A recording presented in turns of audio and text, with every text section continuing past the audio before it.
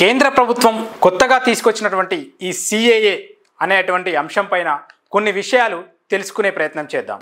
భారతదేశం మరియు పాకిస్తాన్ నెహ్రూ లియాఖత్ ఒప్పందాన్ని కలిగి ఉన్నాయి. కానీ పాకిస్తాన్ తన కట్టుబాట్లను గౌరవించనందున మైనార్టీలపై మతపరమైనటువంటి హింస కొనసాగింది.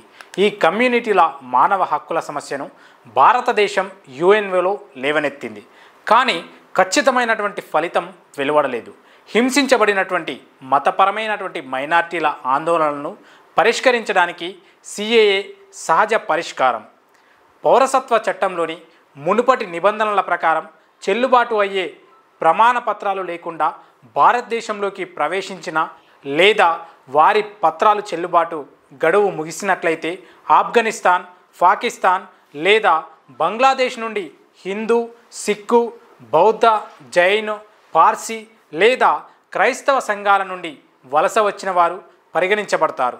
చట్ట విరుద్ధంగా వలస వచ్చిన వారు మరియు చట్టంలోని సెక్షన్ 5 లేదా సెక్షన్ 6 ప్రకారం భారత పౌరసత్వం కోసం దరఖాస్తు చేసుకోవడానికి అనర్హులు.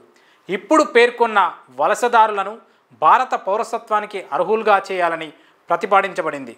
ఈ ప్రతిపాదించబడినటువంటి ఈ విషయంలో ప్రస్తుత చట్టం పైన పేర్కొన్నటువంటి కమ్యూనిటీల వలసదారులకు రోగనిరోధక శక్తిని మంజూరు చేయడం లక్ష్యంగా పెట్టుకుంది.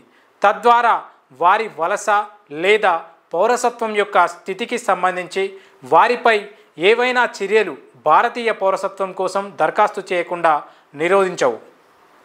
ఈ పౌరసత్వ చట్టం 1955లోని సెక్షన్ 5 ప్రకారం పైన పేర్కొన్నటువంటి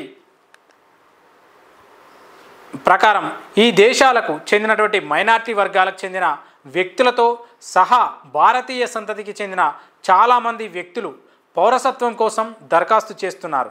అయితే వారు తమ భారతీయ మూలానికి సంబంధించిన రుజువును సమర్పించలేకపోయారు. అందువల్ల వారు పేర్కొన్న చట్టంలోని సెక్షన్ 6 ప్రకారం పౌరసత్వం కోసం బలవంతంగా దరఖాస్తు చేయవలసి వస్తుంది. ఇది చట్టంలోని 3వ షెడ్యూల్ ప్రకారం సహజీకరణకు అర్హతగా 12 ఏళ్ల రెసిడెన్సీని నిర్దేశిస్తుంది. ఇది వారు భారతదేశంలో శాశ్వతంగా ఉండే అవకాశం ఉన్నప్పటికీ భారత పౌరులు మాత్రమే లభించే అనేక అవకాశాలు మరియు ప్రయోజనాలను తిరస్కరించింది. దేశంలోని ఈ పేర్కొన్నటువంటి కమ్యూనిటీలకు చెందిన దరఖాస్తుదారులు వారు ఇప్పటికే ఉన్న 11 సంవత్సరాలకు బదులుగా 5 ఏళ్ల పాటు భారతదేశంలోని తమ నివాసాన్ని ఏర్పాటు చేసుకోగలిగితే పౌరసత్వం ద్వారా పౌరసత్వానికి అర్హత పొందేందుకు సిఏఏ సహాయం చేస్తుంది. ఈ సిఏఏ అనేది ప్రపంచవ్యాప్తంగా ఉన్న సమస్యలకు సర్వత్రా పరిష్కార మార్గం కాదు మరియు ప్రపంచంలోని వివిధ దేశాల్లో జరిగే సాధ్యమైన హింసలకు భారత పార్లమెంట్ గమనించాలని ఆశించలేము. ఈ వర్గీకరణ సిఏ కింద కొన్ని మతాలను తీసుకోవడం వలన ఇతరులకు మినహాయింపు ఇవ్వడం జరిగింది. ఈ వర్గీకరించబడినటువంటి పొరుగు దేశాలలో ప్రబలంగా ఉన్నటువంటి పరిస్థితిని పార్లమెంటరీ గుర్తింపుపై ఆధారపడి ఉంటుంది. ఇది అర్థమయ్యే అంశాలు, రాజ్యాంగ నిబంధనలు, అనేక పరిస్థితులపై ఈ సిఏఏ ఆధారపడి ఉంటుంది. సిఏఏ మతం ఆధారంగా వర్గీకరించదు లేదా వేరు చేయదు. అది రాష్ట్ర మతంలోని పనిచేసే దేశాల్లో మతపరమైనటువంటి హింస ఆధారంగా వర్గీకరిస్తుంది. ఈ సిఏఏ అనేది మత స్వేచ్ఛ యొక్క ఏదైనా స్వేచ్ఛను ఉల్లంఘించే బదులు నిర్దిష్ట పొరుగు దేశాలలో తమ మతాలను ఖచ్చితంగా వ్యక్తీకరించడం ద్వారా ఆచరించడం కోసం హింసించబడినటువంటి వర్గీకృత కమ్యూనిటీల మత స్వేచ్ఛను రక్షించడానికి ప్రయత్నిస్తున్నది ఈ సిఏఏ.